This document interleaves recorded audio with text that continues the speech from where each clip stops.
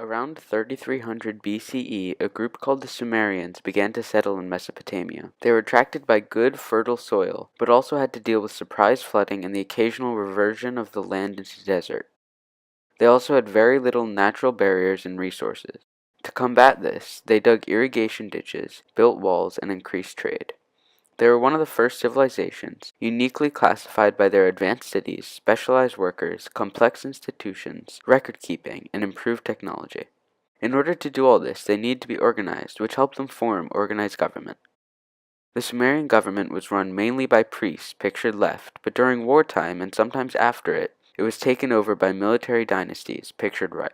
The Sumerians were also important because of their many inventions, such as the wheel, sail, plow, and cuneiform writing.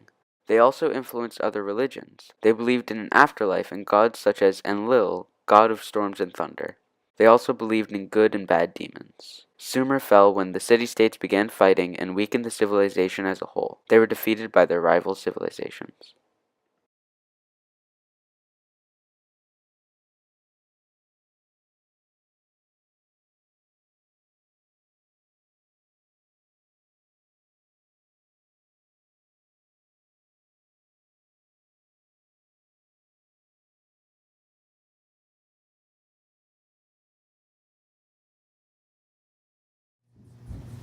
Around 2000 BC, Amorites invaded Mesopotamia and conquered Sumer. They established their capital in Babylon and lasted for several hundred years. From 1792 to 1750 BCE was their peak. That was when they were ruled by Hammurabi. He set up a code called the Code of Hammurabi, which had 282 laws which demanded retribution or punishment for actions that were equal to how bad the action was. This started the famous phrase, an eye for an eye, a tooth for a tooth. 200 years after Hammurabi lost power, Babylon fell. 2000 BC, the Hittites and their king occupied most of Anatolia. The Egyptians and Hittites had a conflict over occupying northern Syria in the Battle of Kadesh. The Hittites had superior chariots and iron weapons to the Egyptians. They had a standard war chariot, pulled by 2 or 4 horses.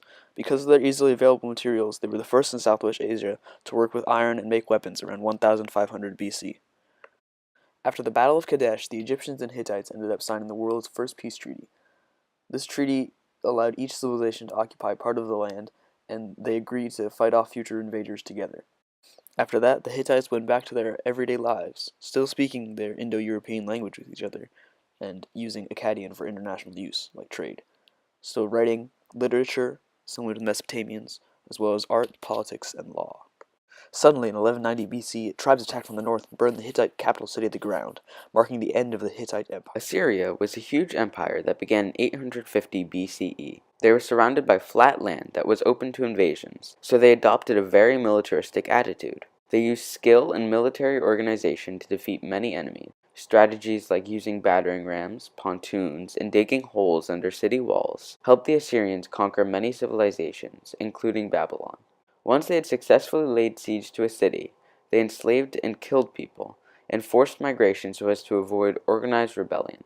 When conquered people refused to pay, they were attacked and exiled. One of the Assyrian kings, Sennacherib, famously bragged about destroying 89 cities and 820 villages, including Babylon.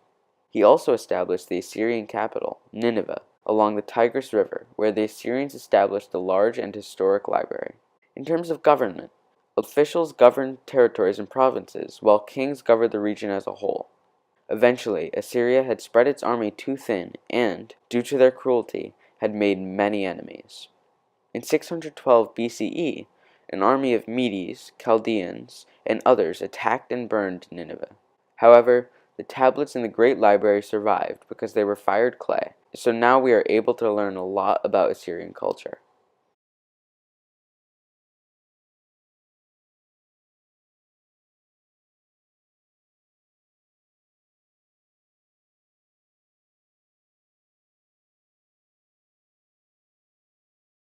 Chaldeans were a group that first came to prominence when they defeated the Assyrian army and moved into Babylon, making it their capital. Then the king Nebuchadnezzar restored the city at the Hanging Gardens, which is one of the 7 wonders of the ancient world. This city was fortified by very thick walls and had a 300-foot-high ziggurat, where priests observed the stars. Tracking these stars, they conclude that the Sun, Earth, Moon, and 5 other planets share the same solar system. They form the basis of modern astronomy and astrology. Babylon fell shortly after the death of Nebuchadnezzar, and it fell to the Persians, who took many of Assyria's military, political, and artistic inventions for their own. Cyrus established the Persian Empire in 550 BC with the conquest of Median, Lydian, and the Babylonian empires. Cyrus was the first leader of the Persian Empire. Cyrus's biggest strength was his talent with militaries. He kept conquering until he had an empire that spread over 2,000 miles. He was very kind to the people he conquered and was known for honoring their local traditions and customs. When Cyrus died, his son Cambyses took over the throne. He expanded the Persian Empire to Egypt, but did not follow his father's example on how to be a nice conqueror. This led to many problems for him. He ordered for all of the photos of Egyptian gods to be burned and did not let the people remember their culture. He was disliked by many and died after only 7 years in control. The empire was in a very bad state when he died. After Cambyses died, an elite group of Persian soldiers helped Darius get control of the throne. Darius spent the first 3 years putting down revolts. After he had everything under control, he turned to conquest. He gained over 2,500 miles of new land. His only failure was his inability to conquer Greece. He divided his land into 20 provinces, which acted kind of like states. They each practiced their own religion, but some of the rules were the same throughout all of them. Alexander the Great. Alexander the Great was a great ruler that conquered a huge amount of land. Contrary to popular belief, Alexander the Great was actually Macedonian and not Roman. He was so great that there are many myths surrounding him, the greatest of which is the knot of Galadriel. The Galadriel knot was a knot that foretold whoever was able to unwind it would conquer all of Asia. Alexander was unable to unwind the knot, however, so he cut it in half and proclaimed victory. Another myth that concerned Alexander the Great was his horse. Legend says that his horse was huge and he was the only one that was able to ride it. He rode this horse into battle for many battles, after which, when it died, he named a city after it. But enough of legend, back to fact. Alexander the Great was the son of the Macedonian king Philip II, and in his early childhood he was taught by Aristotle in the ways of philosophy and science. He proved himself to his father in the Cheronia by routing the Sacred Band of Thebes, which is a military group made of 150 gay couples. Alexander then went on to squash a ton of Greek rebellions in Greece after breaking the Sacred Band. Alexander's army then went on to beat the army led by King Darius, who then retreated, leaving behind his wife and kids in a moment of supreme cowardice.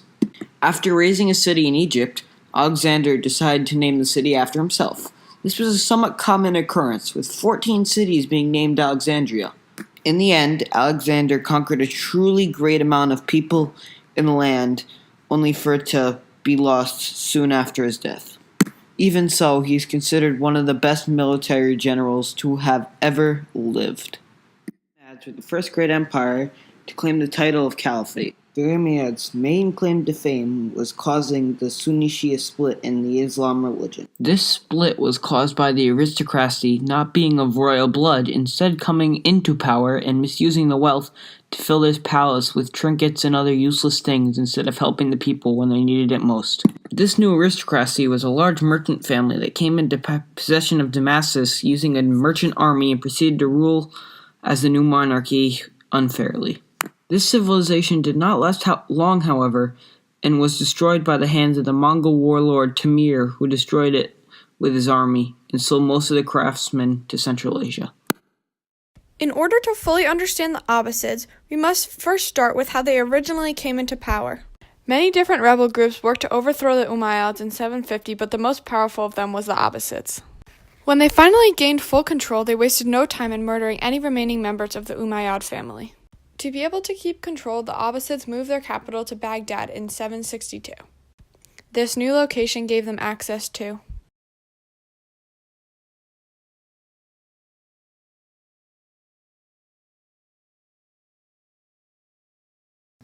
one of the things the Abbasids were well known for was their currency called the dinar. The Abbasids developed a bureaucracy which helped them keep the empire running smoothly. It consisted of a treasury to keep track of money, a military department, and many other departments. One downside of the Abbasid Empire was that they taxed everything in order to keep this good system running, which led to a lot of poor citizens. This, as well as a revolt, eventually led to their fall in 1258 AD. The Seljuks began their rule in 317 following the Abbasids. They were known to have a very good military. They were a group within the Turks, and their first major accomplishment was capturing Baghdad from the Persians. After a while, the Persians and the Turks became friends, which allowed them to both become stronger. The Persians helped them read and write and adopt the cultures of Islam. The Shah was their ruler, and he always supported the Persians, which allowed them to keep their relationship strong. When Malik Shah died in 1092, there was no one to replace him. The dynasty started to fall, and while some parts gained strength again, it was never as strong as it originally was. The Mongols were a nomadic society that had an empire that stretched from Siberia to China and from India to Europe for a time. Being nomadic means that they were constantly on the move, and in order to do this, they needed beasts either as companions, beasts of burden, or mounts. The Mongols relied on two main animals to fulfill these purposes. The first of these animals was the horse. The reason the horse was prized by the Mongols was because of its speed and maneuverability. This allowed them to both hunt and travel distances and deliver messages. The other main beast of burden that was used were camels. Camels were prized because of both their endurance and their strength. Their endurance allowed them to travel long distances without tiring, and their strength allowed them to carry large packs on their back, making them great beasts of burden. Also, their milk was used as a primary alcoholic drink, but that's disgusting, so no further detail. Another major part of the nomadic lifestyle was hunting and gathering. The Mongols used every part of the animal that they hunted, which was mostly bison, from using the bones as decoration to using the fat as fuel. An interesting fact about the Mongols is that they usually ate their meat raw.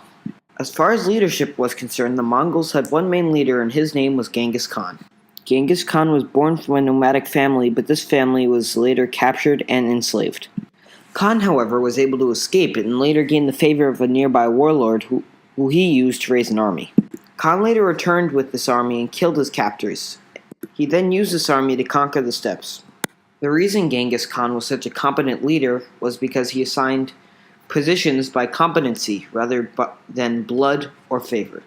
He also only killed the leaders of rival bands and assimilated the rest into his group. This allowed him to conquer all of Mongolia under one flag. Mongolia had one main trade route that connected it to the rest of the world, and that was the Silk Road. The Ottomans and the Safavids were two massive Islamic empires in the Middle East. The Ottoman military was built on use of gunpowder. They replaced archers on horseback with musket-carrying foot soldiers. They were among the first people to use cannons as artillery. The Sultan had an elite force of 30,000 soldiers known as Janissaries, loyal only to him. The official religion of both the Safavids and Ottomans was Islam, although the Ottomans tolerated other religions at first, while the Safavids didn't until Shah Abbas was in power. The Ottomans aligned themselves with the Sunni branch of Islam, while the Safavids aligned themselves with the Shia branch of Islam, leading to conflicts. The ruler of the Safavids had the Persian title of Shah, or King. Between 1300 and 1326, Othman built a small Muslim state in Anatolia. His followers were named Ottomans. The second Ottoman leader, Orkhan I, was Othman's son. He declared himself Sultan, meaning overlord. In 1361, the Ottomans captured Adrianople, the second most important Byzantine city. The rise was briefly interrupted in the early 1400s by Timur Along, who burned Baghdad to the ground. He also crushed Ottoman forces at the Battle of Ankara in 1402. Timur went to China, and a war between four sons of the Sultan broke out. Mehmed I came out on top. His son, Murad II, defeated the Venetians, invaded Hungary, and beat Italian crusaders in the Balkans. Murad's son, Mehmed the Conqueror, took power in 1451. He attacked the shrunken state of Constantinople in 1453. He fired on the city and was blocked from the harbor. One night he dragged ships over the hill on runners. The city held under siege for 7 weeks. Selim the Grim came to power in 1512. He defeated the Safavids at the Battle of Chaldiran. He went into Syria and Palestine and North Africa. He captured Mecca and Medina and Cairo. Suleiman the Lawgiver was one of the most famous sultans of the Ottoman Empire. He came to the throne in 1526 and ruled for 46 years. He conquered the city of Belgrade in 1521, captured the island of Rhodes, controlled the eastern Mediterranean. He waged war with Europeans, North Africans, and Central Asians. Art and literature flourished under Suleiman's rule, similar to the European Renaissance. He oversaw the building of the Mosque of Suleiman, a complex of domes and half-domes. The Safavids had a very similar culture to the Ottomans. In the 16th century, Shah Abbas sent artists to Italy to study under Renaissance artist Raphael. In 1499, 12-year-old Ismail became leader of the Safavids, and he began seizing most of Iran, which he worked on for 2 years. He destroyed the Sunni population of Baghdad in a confrontation with the Ottomans. In their final face-off at the Battle of Chaldiran, he set a border between the two empires, which is still the border of Iran and Iraq. The Safavid culture is a good example of cultural blending. Chinese artistic elements are found in Safavid Empire tiles and carpets. The Safavid Empire turned the demand for Persian carpets from a hobby to an industry. In 1587, Shah Abbas took the throne, starting the Safavid Golden Age. He built the new capital city of Esfahan, considered the most beautiful in the world at the time.